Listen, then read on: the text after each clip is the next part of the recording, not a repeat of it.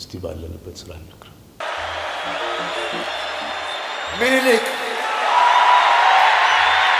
የተማረ እንጂ የተባረከ መሪ ከለመንን ቆይተናል ይለናል ቴዲ አፍሮ። በእኔ እምነት ብቻ ሳይሆን ባለውም ተጨባጭ ሁኔታ አንዱ ሰው ከፖለቲካ ውጭ መሆን አይችልም። ሁለተኛ ፖለቲካዊ ጉዳይ ማንሳት ደግሞ እንደ ኮነን የሚታይ ነገር መሆን የለበትም። የሀገር ግዛት አስተዳዳሪዎች ወይንም መንግስታት አይወዱትም። ህዝብ በአንጻሩ ድምጹን ይናፍቃል። ድሮ ነገስታት የህዝባቸውን ብሶት ለማወቅ እረኛ ምን አለ ይሉ ነበር አሉ። ምክንያቱም እረኛ አሳዳሪዎቹ ማታ ማታ የሚያወሩትን ብሶትና መረጃ ሰብስቦ ቀን በየመስኩ ላይ በዘፈን ስለሚናገር ነው። አሁን በእኛ ጊዜ ደግሞ በተለይ ከኢህአዴግ ጀምሮ ቴዲ ምን አለ ይባላል።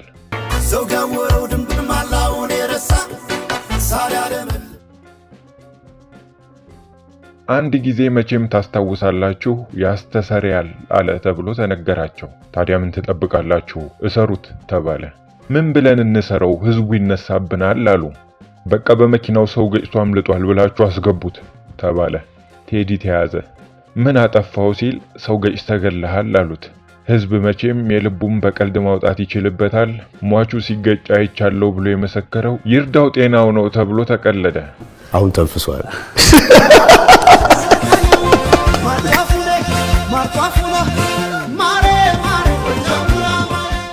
ቴዲም ተመስክሮበት 1 ዓመት ታስሮ ተለቀቀ። ብቻ ዛሬም ቴዲ ምን አለ ይባላል። ከ20 ቀናት በፊት የአድዋ ድል በዓል ሲከበር ቴዲ ከዓመታት ዝምታ በኋላ ሰዎች በግፍ ይገደላሉ፣ ከቤት ንብረታቸው ይፈናቀላሉ፣ የዘር ፖለቲካ እያባላን ነው፣ የጎሳ ፖለቲካን በቃ ልንል ይገባል የሚል ጠንካራ መልእክት አስተላልፎ ነበር። ይህም መልእክት ከ100,000 በላይ ሰዎች ሪያክት ያደረጉበት ሲሆን ከ5,000 በላይ ሰዎች በፌስቡክ ብቻ ተቀባብለውታል። ታዲያ ያኔ የሀገረ መንግስቱ መረጃ ነፍናፊዎች ቴዲ ምን ሊል ነው ብለው ሲጠብቁ ነበር። ይህን ካለ በኋላ ወር ሳይሞላው ይኸው አዲስ አልበሙን ልለቅ ነው ብሏል። አሁን ቤተ መንግስቱ አካባቢ ቴዲ ምን ሊል ነው የሚል ጥያቄ ዳግም ይነሳል። ምክንያቱም ምርጫ ደርሷል። ተቃዋሚው ኃይል የህዝብን ልብ የሚያነሳሳበት ዜማ ይፈልጋል። ድምጽ የታፍኗል እያለ የሚያማረረውም አካል ድምጽ የሚሆነው ይፈልጋል። በዚህ መሃል ቴዲ ምን ይል ይሆን የብዙዎች ጥያቄ ነው።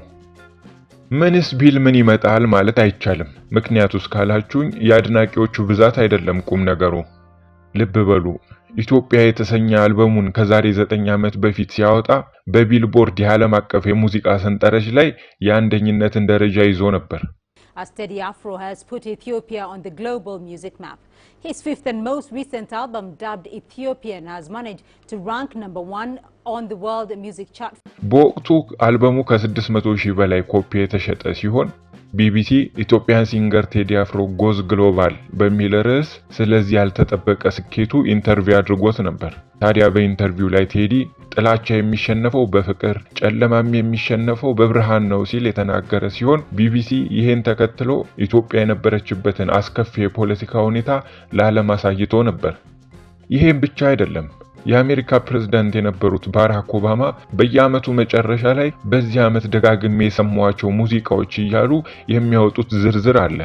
ይሄም ዝርዝር በዓለም ዙሪያ ብዙ ህዝብ እየጠበቀ እርሳቸው የሰሙትን ሙዚቃ ለመስማት ይራወጣል። ታዲያ ቴዲ አፍሮ በፈረንጆቹ 2021 ያወጣው አርማሽ የተሰኘ ነጠላ ዜማው ከባራክ ኦባማ ምርጥ ሙዚቃዎች ዝርዝር ውስጥ አንዱ ነበር። ስለዚህ ቴዲን ወደድነውም ጠላነው፣ አደነቅነውም ናቅነው፣ አቅሙን ለመካድ መሞከር ግን ወተትን በጥቁሩ ለማግኘት ፍለጋ እንደመጀመር ነው። አርማሽ ለብለብ ከደጅ ልቤን አፍቆሻል ወዳጅ። ከቀናት በኋላ ለዳግመ ትንሣኤ ይለቀቃል የተባለው አልበም 12 ሙዚቃዎችን የያዘ ሲሆን ኢትዮሪካ የተሰኘ ስያሜ ተሰጥቶታል። ኢትዮሪካ ኢትዮጵያና አፍሪካ ከሚሉ ቃላት የተገኘ ቃል መሆኑም ታውቋል። በአልበሙ ገጽ ላይ ኢትዮጵያ ትናንት፣ ዛሬና ነገ የሚል ንዑስ ርዕስ ተጽፎበታል። ስለዚህ ከወዲሁ የሙዚቃዎቹ ይዘት ሀገር ተኮር እንደሆነ ለማወቅ ተችሏል።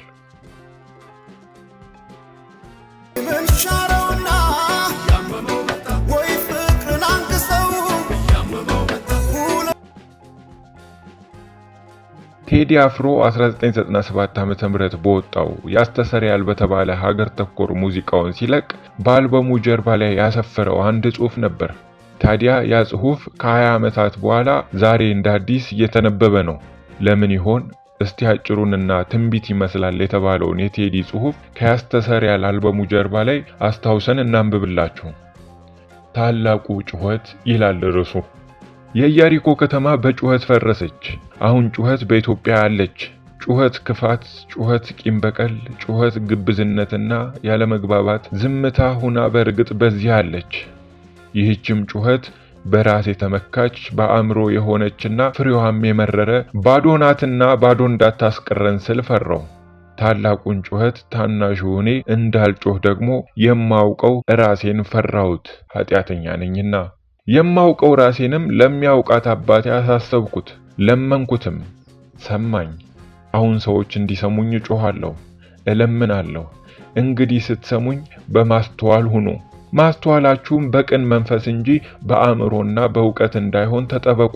በቅን መንፈስ ውስጥ ያለን ብርሃንና ለኛ መሬት የተፈቀደውን እውነተኛ የመዳኛ መንገድ በእውቀት የተመኩት ኢትዮጵያውያን እንዳያዩት ሆኗልና። ስለዚህ በጨለማ የነበሩ ሕዝቦች ብርሃን ያዩ ዘንድ በቅን ልቦና ሆነን የምህረት አይኖቻችንን እንክፈት፣ እንንቃ። ያኔም መዳን ይሆንልናል። እርሱም ቅዱስ ፈጣሪያችን ያስተሰርያል አብ ያስተሰርያል ወልድ ስርየት በመንፈስ ቅዱስ ነው። አሜን። የተማረ እንጂ የተባረከ መሪ ከለመንን ቆይተናል። የተማረ መሪ ከተገኘ ጥሩ ነው፣ የተባረከ ይሁን እንጂ። የተባረከ መሪ ከተገኘ ግን በጣም ጥሩ ነው፣ ባይማርም እንኳን። ብልህ ሰው ታናሹንም ይሰማል። ጃ ያስተሰርያል። ቴዎድሮስ ካሳሁን። ባዛንቶች ራስ 60 ጉድጓድ ምሳ አብዮት ሞላችሁ። ይህ ጽሑፍ በያስተሰርያል አልበሙ ጀርባ ላይ የተቀመጠ ሲሆን ታሪክ ዛሬም ያስታውሰዋል። ውድ የአገልግላችን ቤተኞች ጥቂት ከፖለቲካው እናምልጥና ስለ ሙዚቀኛው ሕይወት እንጨዋወት። ብላቴናው ይሉታል ወዳጆቹ። እርሱም በሙዚቃው ላይ ቴዲ ልጅ ነው ብላቴና ስለ ፍቅር መቼ ያውቅና ሲል አቀንቅኗል። የተወለደው ሐምሌ 7 ቀን 1968 ዓ.ም ነው። ስለ ወላጆቹና ስለ እድገቱ እምብዛም በየሚዲያው አይነገርም። እኛ ግን ከመጽሐፍትና ከራሱ አንደበት ያገኘነውን ታሪክ እናጋራችሁ። የአባቱ አቶ ካሳሁን ምኞት ቴዲ ዘፋኝ እንዲሆን አልነበረም። አንቱ የተባለ ዶክተር እንዲሆንለት ይመኝ ነበር። በምኞት ብቻ ሳይሆን በተግባርም በተለያዩ ጉዳዮች ይረዳው ነበር። ነገር ግን የቴዲ የነፍስ ጥሪና የልብ ትርታው ወደ ሙዚቃው አደላ።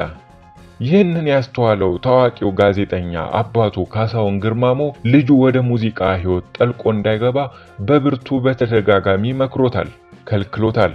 ነገር ግን ቴዲ ከጨቅላነቱ አንስቶ ግጥምን ጽፎ ዜማ ቀምሮ ከበሮ እየደለቀ ማንጎራጎር ይወድ ነበር። አባቱ ግን ወደ ጥሩ ሕይወት እያቀና እንዳልሆነ በመገመትና ቀጣይ የሕይወት ጉዞውንም ስላሳሰበው ዘውትር ይገስጸውም ይጨነቅለትም ነበር። በዚያ ዘመን የዘፈንና የዘፋኝ ሕይወት እምብዛም ጥሩና አስደሳች ስላልነበረ ወደ ዘፈን ሕይወት እንዳይገባ እገዳ እስከመጣል ደርሶ ነበር። የዛሬው ዝነኛ ድምፃዊ ቴዲ አፍሮ በሙዚቃ ፍቅር ናውዞ ሙዚቃን የሙጥኝ ብሎ በመያዙ አልተሳካለትም እንጂ አባት ሙዚቃን ተው ልጅ ደግሞ አልተውም በሚል የሐሳብ አለመጣጣም ለአንድ ዓመት ያክል ምንም ቃል ሳይለዋወጡ እንደተኮራረፉ በአንድ ቤት ውስጥ አብሮ እስከ መኖርም ደርሰዋል። ቴዲ አፍሮ በወርሃ ሚያዝያ ከታተመው ጽጌረዳ መጽሔት ጋር ስለ አባቱ እንዲህ ሲል ቃሉን ሰጥቶ ነበር። ሕፃን ሆኜ ተደናቅፌም ሆነ በሌላ ምክንያት ሳለቅስ አያጽናናኝም ነበር። ተነስ፣ የወደቅከው ራስህ ነህ፣ የጣለ ሰው ስለሌለ ማልቀስ የለብህም ይለኛል። 18 ዓመት ሲሞላ ደግሞ ከቤት አባርርሃለሁ በማለት ዝቶብኝ ነበር። ይህንን ያለኝ በጥላቻ ሳይሆን ልክ በሰለጠነ ዓለም የሚኖሩ ሰዎች እንደሚያደርጉት በራስ የመተማመንና የስነ ልቦና ዝግጅት እንዲኖረኝ በማሰብ ነው። አባቴ በጣም ልዩ አባት ነው። ለኔ ለልጁ ያለው እውነተኛ ፍቅር ሁሌም እጅግ ይገርመኛል። ምግብ እንኳን ከኔ ተነጥሎ መብላት አይወድም። በእርግጥ ማንም አባት ለልጁ ጥሩ ነው። የኔ አባት ግን ለኔም ለራሴ ይገርመኛል። ሁለተኛ ደረጃ ትምህርቴን ስጨርስ ኮምፒውተር ቤት አስገባኝ። እኔ ግን በዚያን ሰዓት ተደብቄ ሙዚቃ ሰራ ነበር። ይህንን ሲሰማ ትምህርቴን አስቆመኝ። በተጨማሪ 12ኛ ክፍል እንደጨረስኩ ካሁን በኋላ የቤት ኪራይ ትከፍላለህ ብሎኝ ነበር። እርግጥ ሲቀልድ ነው። ይህንንም ያለኝ በዛን ወቅት የምኖርበት ቤት የኔ ቤት እንዳልሆነና ሌላ የራሴን ቤት መስራት እንዳለብኝ ስላሰበ ነው። በዚህ ዓለም የፈለከውን መሆን ትችላለህ እያለ ዛሬ የዚህ አይነቱ ልብ እንዲኖረኝ አድርጎኛል። በዚህም ምክንያት ምንም ነገር ስመኝ ትልቁን ነው። ቴዲ የ12ኛ ክፍል ትምህርቱን እንዳጠናቀቀ ሰፊ ጊዜ ስለነበረው ከመቼውም በተለየ ሁኔታ የዚያን ጊዜ ነበር በእግር በፈረስ ወደ ሙዚቃ መጋለብና መሮጥ የጀመረው። በ1991 ዓመተ ምህረት አካባቢ ከያሬድ ሙዚቃ ቤት የተመረቁ ባለሙያዎችን ማለትም እነ ኤልያስ መልካ ጊታር፣ ሁናንተ ሙሉ ድራም፣ ቢኒያም በድሩ ኪቦርድ፣ ምስጋና ቤስ ጊታር እየተጫወቱ ላስታስ የተባለ የሙዚቃ ባንድ አቋቁመው ነበር። በዚያን ጊዜ ደግሞ ቴዲ የራሱ የሆነ የግሉ ባንድ እንዲኖረው የሚመኝበት ሰዓት ነበር። እናም ቴዎድሮስ ካሳሁን፣ ሸዋንዳኝ ኃይሉ፣ ግሩም መዝሙርና ዳዊት ግሩም ስለ ላስታስ ባንድ ይነጋገሩ ጀመር። ላስታስ ባንድ በወቅቱ በቂ የሙዚቃ መሳሪያዎችና ልምምድ የሚያደርግበት ሁነኛ ቦታ አልነበረውም። ዳዊት ግሩም ደግሞ በወቅቱ ብር ስለነበረው ለነቴዲ ሸዋንዳኝና ወንድሙ ለሆነው ግሩም መዝሙር መሳሪያ መግዣ የሚሆን ብር ይሰጣቸዋል። ብሩንም ሲሰጣቸው በብድር መልክ ሳይሆን ሰርታችሁ ስታገኙ ትከፍሉኛላችሁ በሚል ቅንነት በተሞላው ፍቅር ነበር። በተገኘው ብር ላይ ቴዲ የራሱን ብር በመጨመር በወቅቱ የነበሩትን ጥሩ መሳሪያዎች ይገዙና ላስታስ ከተባለው የሙዚቃ ባንድ ጋር አብሮ መስራት እንደሚፈልጉ ገለጹላቸው። የላስታስ ባንድ አባላት እጅግ ደስ ተሰኙ። ምክንያቱም በቂ የሙዚቃ መሳሪያና የልምምድ ቦታ ሊሟላላቸው ስለሆነ ነው። ስለዚህም ኤልያስ መልካ፣ ሁናንተ ሙሉ፣ ቢኒያም በድሩና ምስጋና የተባሉ የሙዚቃ መሳሪያ ተጫዋቾች ከቴዲ ከሸዋንዳኝ ኃይሉ ከግሩም መዝሙርና ከዳዊት ግሩም ጋር በመሆን ጥምረትን ፈጠሩ። እናም እነዚህ የሙዚቃ ባለሙያዎች በፍቅር በመተጋገዝና በመቻቻል መልካም ውህደትን ፈጥረው በስራቸው ውጤት ለማምጣት ቀን ከሌት መሯሯጥ ያዙ። ብዙም ሳይቆዩ የባንዱ ስያሜ ከላስታስ ወደ አፍሮ ሳውንድ ባንድ ቀየሩት። በባንዱ ስም መቀየር አንዳቸውም ቅር አልተሰኙም ነበር። ምክንያቱም የእነዚህ ባለሙያዎች ትኩረት ምርጥ ስራን መስራት ብቻ ነበር። ቴዲና ሸዋንዳኝ በዚህ ባንድ ውስጥ ይዘፍኑ ነበር። ቴዲ በወቅቱ የቴዎድሮስ ታደሰን፣ የንዋይ ደበበንና የክብር አርቲስት ዶክተር ጥላሁን ገሰሰን ዘፈኖች ይጫወት ነበር። ባንዱንም በበላይነት በመቆጣጠርና በመምራት ቴዲ ትልቅ ድርሻና ኃላፊነት ነበረው። ቴዲ ዘውትር ጓደኞቹን በተለያዩ ቀልዶች ያዝናናቸውም ነበር። በአፍሮ ሳውንድ ባንድ ውስጥ የሥራ ባልደረቦቹ በሙሉ በቴዲ ቀልድ ሁሌ እንደሳቅን ነበር በማለት ዛሬ ድረስ ይመሰክሩለታል። መሳሪያ ተጫዋቾቹ በሙሉ እንደሚሉት ከሆነ ቴዎድሮስ ካሳሁን፣ ሸዋንዳኝ ኃይሉና ግሩም መዝሙር የአፍሮ ሳውንድ ባለቤቶች ተብለው የሚጠቀሱ ሲሆን ቴዲ ግን እንደ ባንዱ ባለቤት ብቻ ሳይሆን እንደ ቅርብ ወንድማችን ነበር የምናየው ይሉታል።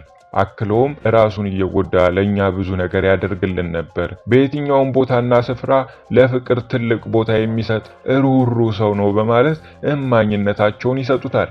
አፍሮ ሳውንድ ባንድ ሲቋቋም ብዙ መዋለ ንዋይ ፈሰስ ያደረገው ዳዊት መዝሙር 6 ኪሎ አካባቢ ኮፊ ሃውስ ሲከፍት እሁድ በዚያ ውስጥ የሙዚቃ ስራዎችን ያቀርቡም ነበር። በኮፊ ሃውስ ውስጥ ሊዝናኑ የሚመጡ ሰዎች በሙሉ ቴዎድሮስ ካሳሁን በሚዘፍናቸው ዘፈኖች እጅግ በጣም ደስተኞች ነበሩ። ቴዲም በተደጋጋሚ ለመሸለም በቅቷል። አፍሮ ሳውንድ ባንድ በተለያዩ የሰርግ ዝግጅቶች ላይ በመገኘትም እድምተኞቹን ያዝናና ድግሱንም ያደምቅ ነበር። የሚገኘውንም ገቢ ለመሳሪያ ተጫዋቾቹ የሚገባቸውን ክፍያ ከተሰጠ በኋላ ቀሪውን ገንዘብ በባንዱ ባለቤቶች በነቴዲ ሸዋንዳኝ ግሩም በኩል ለምን እንደሚውል የሚወሰን ይሆናል። መሳሪያ ተጫዋቾቹ በሙሉ የዘውትር ጥረታቸው አዲስ ነገርን መፍጠር ስለነበር በዚህ ለሙያ ያላቸው ታላቅ ፍቅር የተነሳ ቴዲ አፍሮ ልዩ ፍቅርና አክብሮት ይሰጣቸው ነበር። ዘውትርም ከጎናቸው በመቆም ምርጥ ስራን ለመስራት ይጣጣር ነበር።